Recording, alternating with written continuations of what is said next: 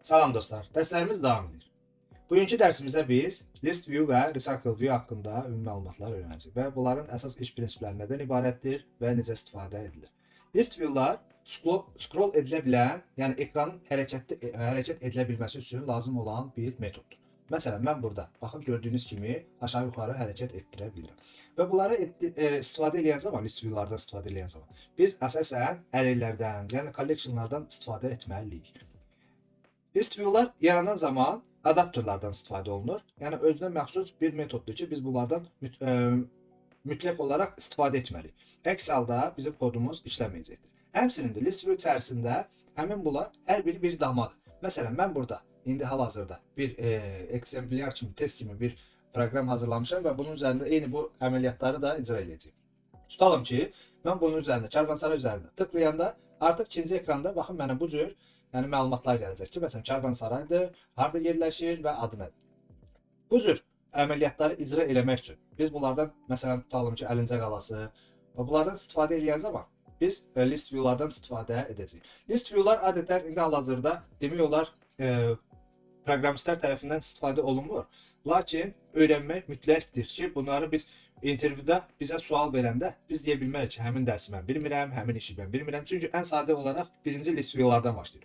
Bundan sonra isə recycle view'dur. Recycle view ilə list view'nun fərqi ondan ibarətdir ki, list view'larda məsələn bu datalar hamısı birdən yüklənir. Bu da bizim məsələn telefonumuzda, donmalarda, məsələn telefonumuzun donması ola bilər, telefon işləməyə bilər və yaxud da application problem yarana bilər və bunun üçün artıq bu problemlərin qarşısını almaq üçün recycle view-dan istifadə edirlər.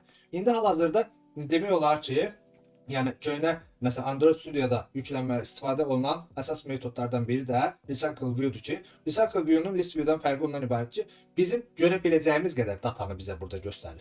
Yəni məsələn tutalım ki, sizin telefonunuzda adi image belə deyək ki, şəkillər, fotolara, qaleriyaya daxil olanda məsələn aşağı etdikdə görürsünüz şəkillərin yüklənməsi bir qədər zaman alır. Yəni hamısı birdən-birə yüklənmir. Bax bunu edəndə də recycle view-dan istifadə edirlər. Yəni orada recycle view, yəni sizi getdikcə telefonunuzun donmağının qarşısını alır. Yəni sizə lazım olan qədər datanı ekranda göstərir. Lazım olmayan dataları isə artıq sonradan çağırır. Yəni ardıcıl olaraq çalır. Və bunlardan istifadə edəndə list view-lə belə deyək ki, list view-nun adapteri özü tərəfindən yaradılır. Lakin recycle view-da adapteri ayrıca biz yaradırıq və ondan ayrıca class olaraq yaradıb ondan istifadə edirik. Adapterlar istifadə olunanda içərisində bizim baxın list view'larımızın ekranı ayrı formada, məsələn bu cür formada olacaq. Lakin recycle view-da biz bu ekranları özümüz əlimizlə yığmalıyıq. Yəni burada research file'lar olacaq ki, biz bunu özümüz bu cür formada yazılmasını, yəni istəyəcəyik ki, məsələn bu cür qaydada yazılsın, bu cür formatda olsun. Bunları da hamısını etmək üçün, yəni ayrı-ayrılığında kodlar yazmaq məcburiyyətindəyik. İlk öncə gəlin proqramı start edək və artıq proqrama keçəndə daha rahat başa düşəcəksiniz. Bunu mən müvəqqəti olaraq dayandırıram və yeni bir proyekt açıram. Və burada da qeyd edirəm empty view activity-ni qeyd edirəm. Burada da yazaq ki, məsələn recycle view olsun, içərisində list view olsun. Adını bu cür qaydada yazıram və burada əsasən iş prinsipimiz kodları öyrənməkdir. Bunlar olduğu kimi qalsınlar və finish düyməsini tıklayıram. Artıq finish düyməsini tıklayanda mənə yeni bir ekran açılacaq və yeni ekranda da baxın gözləyirik ki, ekranda tam yüklənmələr geçsin. Yüklənmələr getdikdən sonra biz artıq içərisindəki əməliyyatları icra edə bilərik. İlk öncə burada lazım olmayan kodları biz silirik və bizə ehtiyac olan əsas məsələyə gəlir. Bizə nə idi əsas vacibə? Birinci olaraq bizim birinci main activity içərisində adi list view idi. İkinci olaraq isə ikinci bir ekranımız var ki, onun içərisində də məlumatlar var idi. İlk öncə gəlin bu məlumatları işləyək.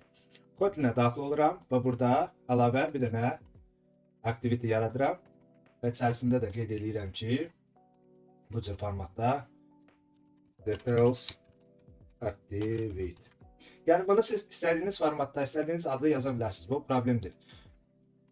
Və finish düyməsini tıklayıram və burada mənim artıq lazım olmayan hissəni də buradan silirəm.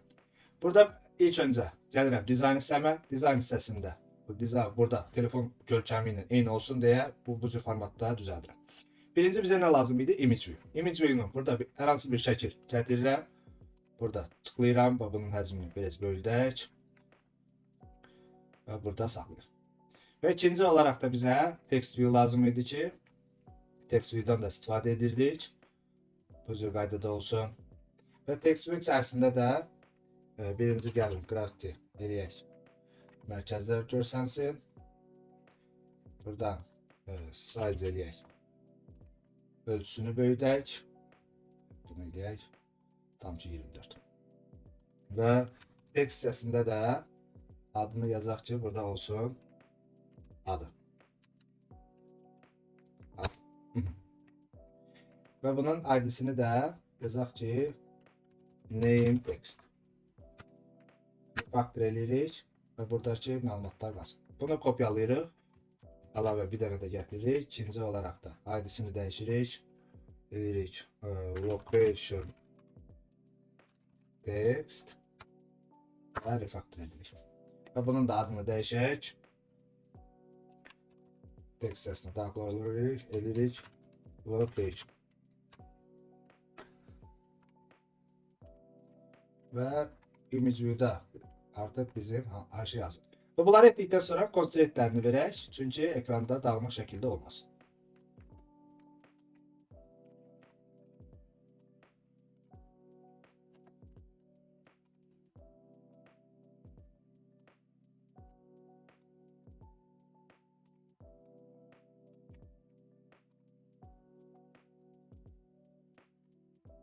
Baxın dostlar, bu formatda olduğu bəsidir. Əsas bizim iş prinsipimiz buradakı kodları öyrənmək. Buradakı kodları öyrənəndən sonra artıq dizayn hissəsinə də rahatçılıqla keçə bilərik. İkinci olaraq bizim əsas görəcəyimiz iş nədən ibarətdir? Artıq dizayn hissəsini gördük. Biz burada həmin o bizə lazım olan imicləri gətirib res papkasının içində Drawable-un içərisinə yükləmək lazım. Bunun üçün mən gedirəm internetə. İnternetdən artıq həmin məlumatlarımı, məsələn burada olan məlumatları çəkək, burada özümüz üçün yükləyək. Yükləmə zamanı dostlar, bu şeyə fikir vermək lazımdır. Məndə burada nə var? Əlincə qalası bir dənə var. Aha.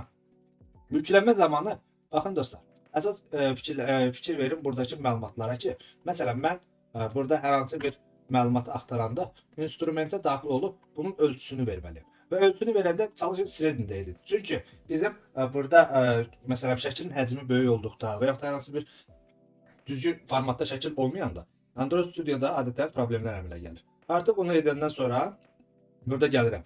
Yüklənməmi eləyirəm. Save. Image edirəm. Və save image etdikdə artıq bunun adını da yazaq ki, burada nədir bizə? Karvansaray. Və yüklənməmiz getdi. Yüklənmə olanda çalışın dostlar. Baxın, məndə JPEG formatındadır. Sizdə də çalışın, bax burada nə JPEG formatında olsun, nə də JPEG formatında olsun. Çünki başqa formatlarda olanda, yəni adətən, bizdə problemlər əmələ gəlir. Burada yazaq qız qalası. Qız qalasında burada yenə də həmsinin Sredin edirik. Sredin etdikdən sonra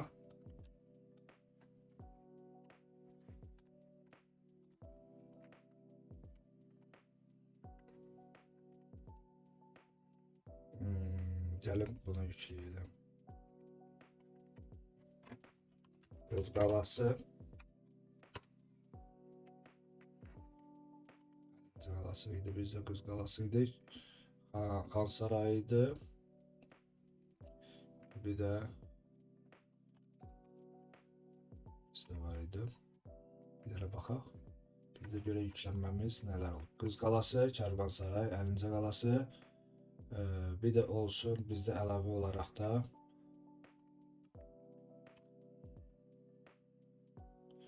Xan sarayı, Karvansaray, Əlincə qalası. Nə yükləməmişik? Mən əlavə olaraq birini yükləmək istəyirəm. Karvansaray, Əlincə qalası, Qız qalası, Xan sarayı. Aysa. Gəlin Xan sarayını da yükləyək. Artıq burada biz yenə Sredinə daxil oluruq və burada istənilən bir şəkili seçək. Xan sarayı. Güzel.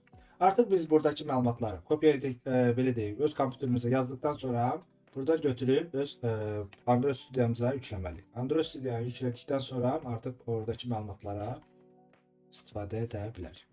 Baxın dostlar, mən burada kopyalayıb da götürə bilərəm. Məsələn, bax bu şəkildə kopyaladım. Gətirdim Drabble-ın üzərində past edirəm. Past etdikdə burada mənə göstərir və OK düyməsini tıklayıram. 50-ci qalası eyni qaydada götürdüm, kopyaladım, Ctrl+C və buraya gəldim, Ctrl+V elədim və burada da həmsini Karvansaraya gəldi. Sonra Qız qalasını edək. Bir dənə də olsun Xansaray.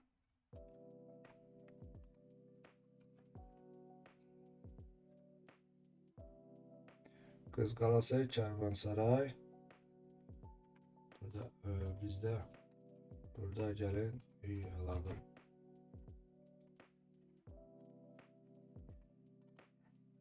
Burada IPC PNG formatındadır. Bu başqa format. Yəni bu başqa formatda olduğuna görə bunun formatını dəyişək. Yəni eyni formatda olsun, problem yaranmasın. Xansaray. Xansaray bir yazaq. Bu UJD formatındadır. Buradan da gətirib bura refaktor edək. Və bu bizim də artıq silək. Bizə lazım deyil. Xansaray, Karvansaray, Qız qalası, 50-ci qalası. Artıq biz internetin yükləmələrimizi etdikdən sonra məlumatlarımızı rahat olaraq işləyə bilərik.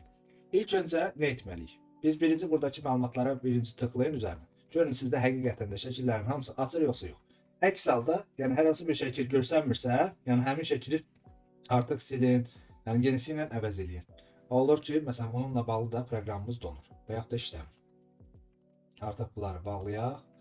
Lazım olmayan hissələri keçək bizim kod hissəmizə. Kod hissəmizə keçdikdə, dostlar, bizə nə lazım idi?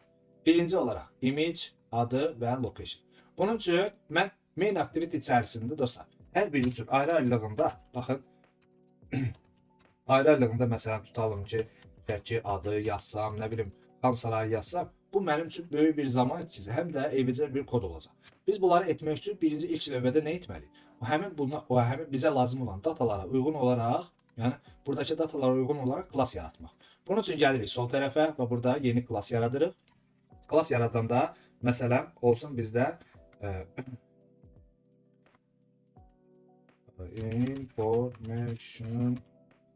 information class. Yəni information olsun, yəni məlumat. Və artıq bu klassı yaratdıqda, baxın dostlar, içərisində biz primary constructor vasitəsilə həmin dəyişənlərimizi bura yazırıq. Var name string tipində, var location string tipində və üçüncü olaraq da var image int tipində. Dostlar, bir dənə yadınızda saxlayın ki, həmişə imiclər int tipində olur. Çünki bunun içərisində bir dəyər olur. Dəyər olduğuna görə həmişə bunlar bizə int tipində gəlir. Biz məsələn tutalım ki, ayrıcı olaraq mən main activity içərisində məsələn hər hansı bir var image qeyd edirəm Drabble nöqtə. Baxın gördüyünüz kimi Qız qalası, Karvansaray, Xansaray, 50-ci qalası, gördüyünüz kimi bunlar hamısı int tipində gəlir. Ona görə də mən burada həmin klassı yaratdıqda int tipində parametrini verirəm ki, int tipində olsun. Biz birinci ilk olaraq buradakı məlumatları ViewBinding vasitəsilə istifadə edəcəyik. ViewBinding istifadə etmək üçün Gradle-ın içərisinə daxil olurduq. Gradle içərisində artıq biz bindingimizi aktiv şəkildə gətirdik.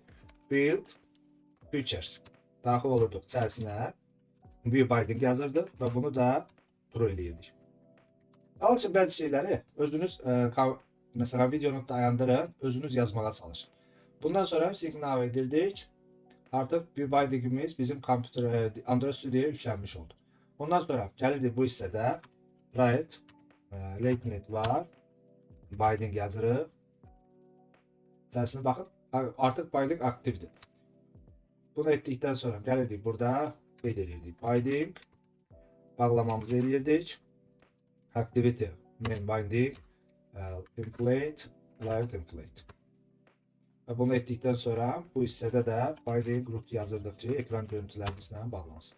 Və artıq bizim ekran görüntümüzlə bu bağlanmış oldu.